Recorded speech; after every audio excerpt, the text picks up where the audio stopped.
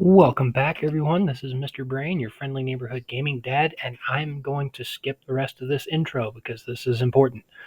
Dark Seal is coming up, and matchmaking begins on the 22nd. So between the 22nd and the 23rd, which is Thursday and Friday of this week, they're going to be matching us by our region. I assume it's going to be the same kind of matchmaking that Pompeii and Island Raid are, so be prepared, be upset, one way or another. Battling is going to be between Saturday and Sunday. If you all have Top Commander going on right now, that is going to line up with your kill event. So be happy that you can at least double up on points and rewards. Speaking of rewards, individual rewards for this aren't too shabby if you can get them. I don't imagine a lot of people are going to be getting them because it's only to the top 100. But if you can sneak your way in there, any amount of carbon steel is going to be beneficial to you. This is kind of dumb. That's kind of dumb. Parts are always nice, but 2 purple chances and you're probably going to end up with like blue or green. Not a lot, but carbon steel is okay. Whoever gets the top basically saves himself 2 ant pedes worth of carbon steel. Not a bad deal. The alliance ranking tells me that they're going to be giving us these throughout the event. They're probably going to have us start off with some of these and then give us these as our ranking increases so we can invade more areas in subsequent Dark Seals. So this event's probably going to stick around for quite a while, and the ability to bounce between different federations, as they call it, in order to take more metropolises, the better you do, the more you can do that. Region rewards. Winning a region gets 10. Losing region gets junk. So it looks as if it's going to be separate one-on-one matches. And if you own a region, you're going to do better overall. And then in the next ones, if you win a second region, you're going to be higher and higher up on the rankings. So, that being said, let's get into the rules. Gameplay. During the event, you can invade the central zone of other federations. Everything else is locked. Once this starts, you cannot leave the third zone. If I'm trying to remember where it says that, level 3 checkpoints will be locked throughout the event. So as soon as this thing starts, if you're in zone 3, you're up for grabs. You can be attacked. Granted, shields will still work for this, and there are some other things working for you. But if you don't want to participate in this, back out of zone 3. I would let your alliance know so they don't kick you, but back out of the zone. You do not need territory connected to the metropolis in order to take it.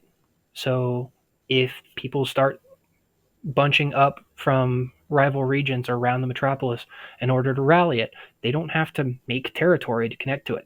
They can just attack it and take it.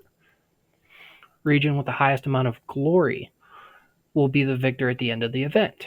Meaning, if I see this properly, glory is the points you get for controlling a metropolis. So if you control the enemy metropolis more than the enemy controls yours, you win. Considering it's a 2-day event, it's going to be pretty much constant warfare, unless there's an overwhelming power difference. You can only invade a region that is your assigned battlefield. That leads me to believe it's probably a bunch of 1v1s.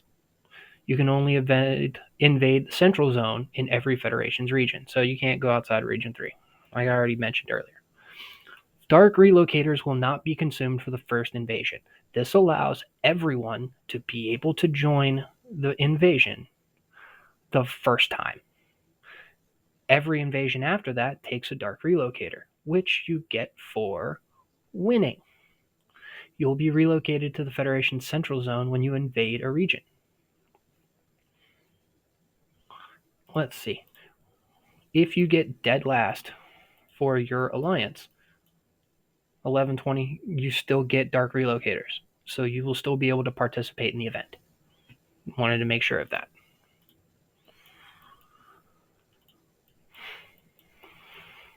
Number 3, you will be relocated to the Federation Central Zone when you invade a region. You do not consume any items when you return to your region. So you need a dark blue locator to get there. You don't need one to get out. Got to be level 8, no squads outside your shelter, no battle fever, and no other player squads garrisoning your shelter. Standard requirements to join these kind of events. You should know these already. Dark Relocator, territory rules are ignored, meaning you can teleport within other alliances' territory. You aren't locked out of it. And again, you can only use it within a Federation Central Zone. I don't know why they need to hammer that home. You're in Zone 3. Deal with it. Specific Relocator. During the event, the use of specific relocators will be restricted due to locked checkpoints. The rules are as follows. You cannot travel across locked checkpoints using a specific relocator unless the destination is on your alliance territory, meaning the only people that can run away out of Zone 3 are people who have alliance territory out of Zone 3. So you do have that option if shit gets really hairy and you need to get out. Get a specific relocator, teleport to your own territory outside of Zone 3, start farming. You can't be attacked from out there. You can use them normally when checkpoints are no longer locked. Earn glory for your region. Federation owns one metropolis. You get 120 glory a minute. I believe this will include your own. If you hold your own, you get glory. So, you get base points. If you own 2, you get 240, own 3, 360. That's standard. Doesn't say you can own more than 3. So, I'm kind of curious how long this will go on. Maybe there will be a set of fights going on. Be interesting to see. During the event, the individual points you earn through the following actions will also contribute to your region's glory. Killing, you get 1 glory per 1,000 points. That decreases the more kills you get. So to all of the heavy spenders out there who are going to be killing a lot, thankfully you're not going to earn as much glory for your kills after a certain point. Is this going to stop you from killing? Absolutely not. Zombies, hive minds, and resources will also get you glory for doing these things, but you have to do them in enemy territory. Doing them in your own territory does nothing. So if you've got nothing better to do, go kill hive minds in enemy territory, get some points for your team, so on and so forth. Garrisoning Metropolis, there's no restriction on points. You get 1 glory for every 50 minutes that you are garrisoning the Metropolis. Pretty standard. I wonder if this is going to be split up 1 glory per person. If so, there may be a strategy of having a low amount of troops but a bunch of people in the Metropolis, because I believe the garrison limit is a lot higher. If I remember correctly, 3 million on first pass. So having a lot of people garrison it for the total amount of time might get a little bit of an edge. Just a thought. Metropolis 4. At the start of the event, garrison limit is increased to 3 million. It's missing a comma. All alliances in this region can garrison the Metropolis. You will be working together. If you have some internal conflict in your region, you're going to have a hard time. Put it aside, fight for your region, defend your region, whatever you need to do. Federation officials may change the garrison squad leader. They will act as the R-force of your alliance. So your chief of staff, your first lady, president of your region, whoever has a title that can pass other titles, can change the garrison squad leader. So make sure you have someone online that can do that. Battle period. When the protection ends, the Metropolis will enter the battle period, during which alliances can attack and capture it. The rules are as follows. All invading alliances can ignore territory rules when they attack and launch a rally. Federation can deploy up to 3 rally squads at one time. I'm curious if rallies can come from the same alliance or if they have to come from other alliances. To me, this reads that a federation or a region total can deploy 3 rally squads at one time, meaning that if they have 3 alliances invading at once, you can have three rally squads. But if you only have one invading alliance, they can only send one rally squad. We'll learn things as we go. That's a little weirdly worded.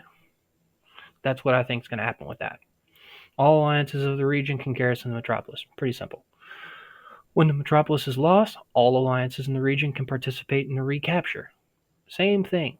You can probably rally multiple squads at the metropolis to recapture it. The region that has captured the metropolis will defend it. Duh. The Federation that has captured the metropolis will gain glory over time. Okay, maybe I was wrong about the first one, where if you capture the metropolis, you gain glory. If you do not have someone else's Federation metropolis, you do not gain any additional glory. So if you play defense, you don't get points. We'll see. Take note, dark relocators will be consumed for every subsequent invasion after the first. Get out of the way, Ballsy. You won't be able to invade other regions if you do not have this item. So, keep in mind, you have to be careful how you use your relocators. If you leave your alliance short-staffed on an invasion, they're not going to do well. Members participating in an invasion cannot leave the alliance or be dismissed. The alliance cannot be disbanded during the events. So, protection from stupid people. While the checkpoint is locked, you will not be able to attack or garrison troops in it. You won't need to. It's locked. Invasion state will remain for 24 hours after the event is ended. Please return to your region as soon as possible. You'll be automatically sent back if you do not leave before your time is up. Similar to Island Raid, there's a timer after the event's over. Get back. I don't know if you'll have the same protection this time around, but it's there. We don't recommend summoning zombies in the region after the event is ended. You may lose rewards if you're sent back to your own region before you defeat them. Duh. Killing zombies in any region for back alley doctor's request will increase your progress, but you may only summon zombies in one region at a time. Duh. So, don't do this event while you're invading. When you invade a region for the first time in this event, you will receive an 8-hour peace shield, so you'll be shielded as soon as you teleport in. Shelters on the battlefield cannot be attacked within 24 hours after the end of the battle period. Okay, so you are protected after the invasion state is over. If a metropolis is captured by an enemy federation at the end of the event, the metropolis will reset to a neutral state and enter the protection period. The metropolis can be captured again when the protection period ends. So basically, the enemy federation will hold on to the metropolis, and it can be captured again during the next Dark Seal. So, there we go. Some related events about this. You're going to get 85% of the losses for this event. It's higher than Island Raid. So, go nuts. Garrison, rally. Don't be afraid to do things that are going to kill your troops. You're going to get most of them back. You have resource protection. This is huge. One of the things that was worrying a lot of people about invasion style region versus region is the fact that all shelters would be exposed. But the fact that there's a limit on the amount of resources that can be raided from you, as well as a very high limit on troop losses, is going to deter people from attacking shelters. Are they going to do it? Absolutely. It's bragging rights, but it's not going to end your game. 5 million food, 5 million wood, 2.5 million steel, and 1 million oil is not the end of the world. Anyone that has done any gathering knows how quickly you can get that back. War protection. During this event, shelter will receive the following war protection. The ratio of heavily wounded troops to deaths in squad battles will decrease. When the shelter is defeated, an emergency shield will automatically be generated to protect the shelter for 8 hours. So they'll be able to attack once. And then it automatically puts up an 8-hour shield so it can't be attacked again. So you'll have the deaths from being beaten once. You'll put up an 8-hour shield. And if you haven't come back to your game in 8 hours, expect to be hit again. But that gives you time to heal any wounded troops that you have. Try and train more troops, set up a defense, whatever you need to do. So a lot of protection came along with this invasion. I appreciate that they took some of our concerns to heart and made this a setup where you're just fighting for the metropolis as much as possible without completely eliminating shelter combat. So you can wipe out an enemy's troops in order to keep them from being able to garrison metropolis. It's not going to end their game to do that. So I have a feeling this is going to be a lot more fun than I originally thought that it was. Is it ideal? No.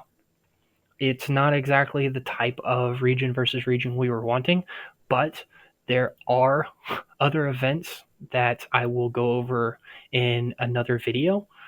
I don't know if you all have seen this, but you can check out your bulletin board for season preview and see that they're coming up with new stuff. I will go over this event in briefly in a separate video. And with that, Darkseal rounds out the rest of our preseason combat. If you have any questions, comments, content ideas, please leave them in the comments below.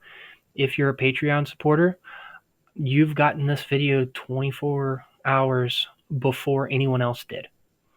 I'm going to upload this to Patreon first and schedule the YouTube release for exactly 24 hours after it sets up.